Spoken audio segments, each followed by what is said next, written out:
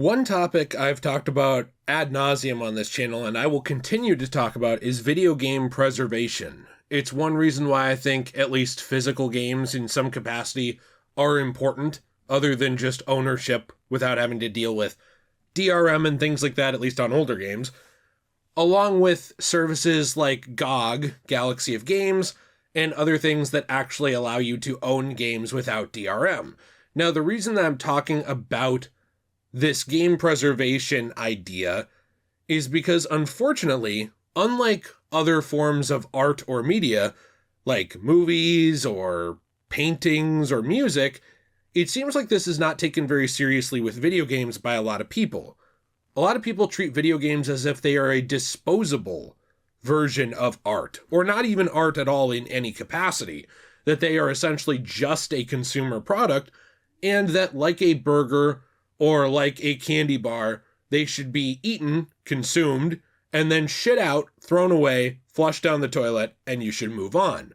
I personally completely disagree with this mentality. There's a lot of very talented people who spend their entire lives going to school and working to create these things, and I think to just flush them down the toilet is ridiculous and short-sighted. There is a movement for the European Union and the UK called Stop Killing Games. And this is a movement I wanted to talk about for just a couple of minutes.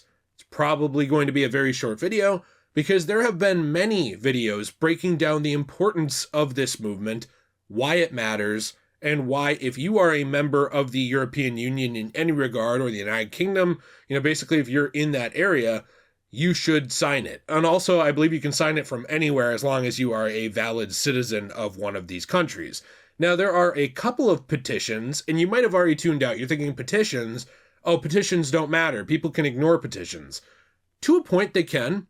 However, this is a petition for the EU that already has over 900,000 signatures, and you might say, well, they can ignore that. Well, they actually can't, because once this hit over 1 million petition signatures, it has to essentially be debated. Like, this is something that actually goes... So to kind of explain it really briefly, there's one for the UK government where it is debated in Parliament, after 100,000 different signatures. Then there's one for the European Union where after 1 million, it essentially goes and is talked about in government and something can actually happen with it. Now you might ask, well, what is this petition? Why does this matter?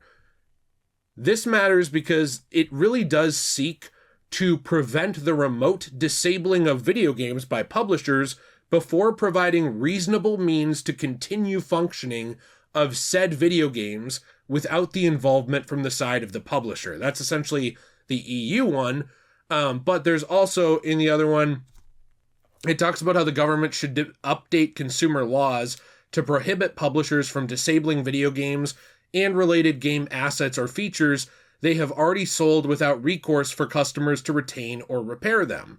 And they say that it should be a statutory consumer right, that essentially you should actually own the things that you buy. Now, this is not talking about owning the IP. Like, for example, and this is a game that I play that I would probably talk more about on my other channel, JayRPG, where I cover role-playing games and things like that. I've recently been playing some of Nike, Goddess of Victory, because it was made by essentially the same studio that made Stellar Blade, a game I'm a very big fan of. Now, in this game, you are able to buy costumes and buy characters.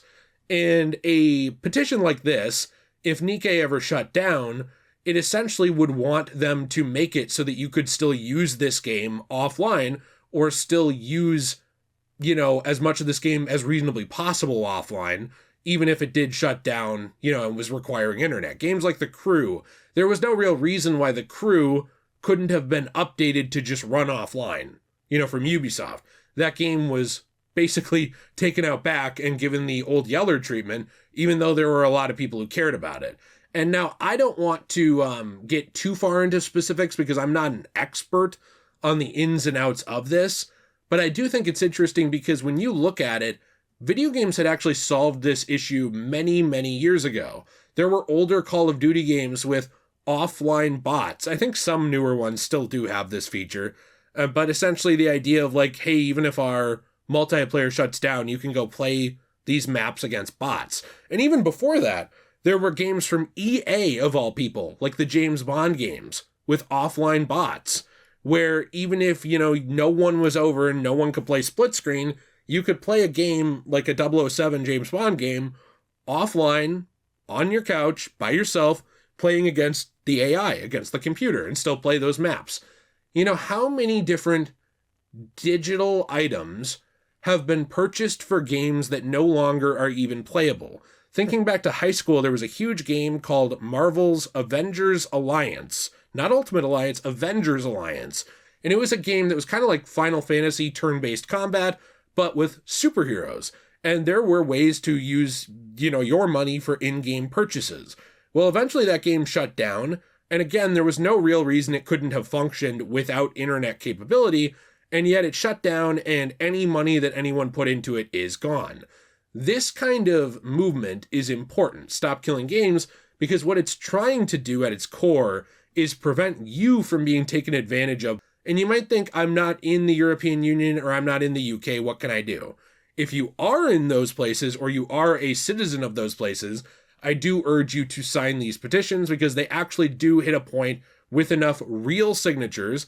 By the way, even if this one hits 1 million, it's important it gets over that, because invalid signatures or ones deemed as fake will probably be thrown out.